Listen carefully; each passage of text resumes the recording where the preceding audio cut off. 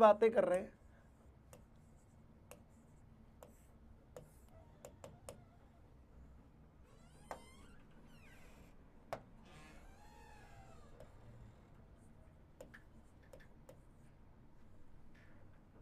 कुछ यहां पर इनके कुछ दरबारी विद्वान हुए, यानी कि इनके था जिसकी स्थापना किसने की है, बलबन ने की है। दरबारी विद्वान, दो फेमस दरबारी विद्वान हुए इनके, अमीर खुसरो और अमीर हसन देवली। दोस्तों कल 8 बजे याद रखना, अमीर खुसरो और अमीर हसन देवली। अमीर खुसरो को तूतीय हिंद अर्थात भारत का तोता आदि नामों से जाना जाता है। मैं अमीर खुसरो को पढ़ाऊंगा आपको दोस्तों खिलजी के काल में। दूसरा अमीर हसन देवली, इनको भारत का दोस्तों क्या कहते हैं, शेख सादी कहते हैं। नोट, फेमस इतिहासकार प्रोफेसर डॉक्टर हबीबुल्लाह ने कहा, याद रखना दोस्तों, फेमस इतिहासकार डॉक्टर हबीबुल्लाह ने कहा कि बलबन का काल सल्तनत की सुदृढ़ता का काल था। बलबन के काल को सल्तनत की सुदृढ़ता का काल कहने वाला जो इतिहासकार है वो कौन है, डॉक्टर हबीबुल्लाह।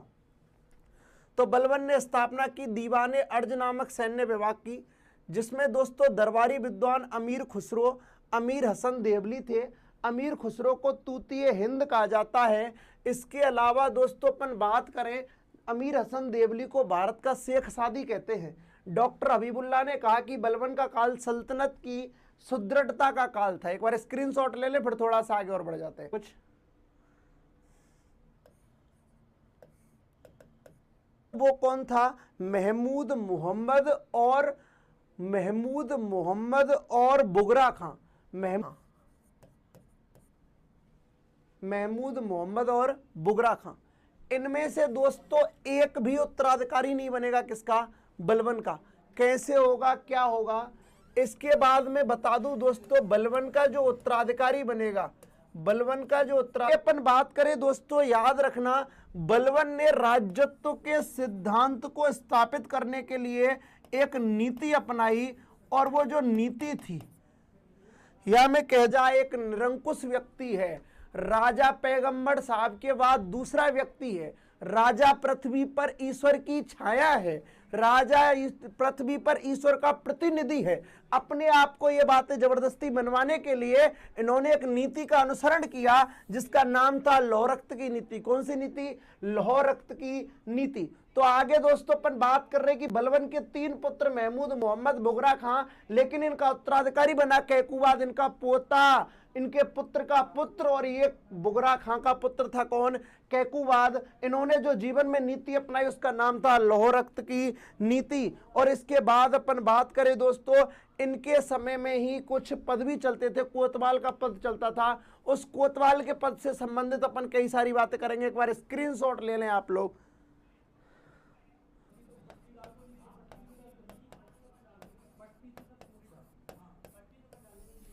वापस देखें, 1267 ईस्वी में मेव कटहरों के विद्रोह को दबाया।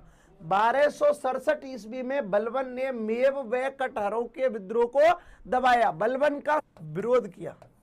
1279 में तुगरिल खां ने बलबन का विरोध किया। और ये जो तुगरिल खां था दोस्तों, तुगरिल खां बंगाल का सूबेदार था, बंगाल का सूबेदार था। और तुगरिल खां की बलबन ने हत्या करवा दी। बलबन ने मृत्युदंड दिया।